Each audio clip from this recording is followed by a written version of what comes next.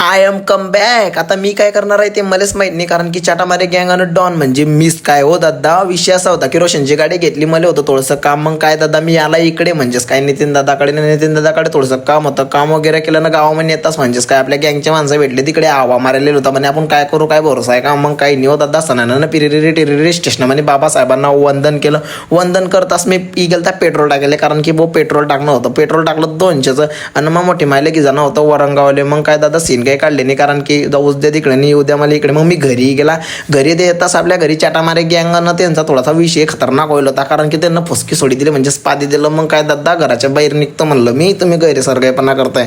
मी घराच्या बाहेर निघाला, ते बी निघाले म्हणे भेटलाय म्हणे मामा, आता याला फोडतो. मी यानं बजाटला याला 2-3 फटके मारले, मस्त तयार गियार झाला. डॉन म्हणत होता की माझ्यासोबत म्हणे चाल थोरगण. मग काही येण्यासच होती दादा डायरेक्ट सणानं पिरिरी टिरिरी करत डॉनने मी म्हणजेच पुरीच तबाई बरं का. असा विषय गैराच मोठा आमचा, का पण की अमुक काय करू आम्हालाच भरोसा नाही आमचावाला.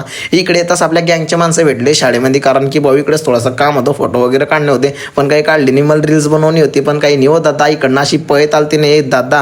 मला लय भारी वाटत होतं, कारण की आपले सपोर्ट करणारे पब्लिक आपल्याला जास्तच सपोर्ट करते. विषय असा आहे की यांचा आवाज ऐकाशिवाय तुम्हाला जमणार नाही, मला काही उमजणार नाही.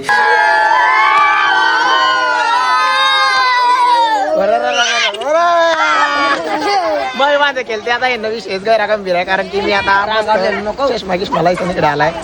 पण गँगचे माणसं भेटले गेले भारी वाटतं आपल्याला.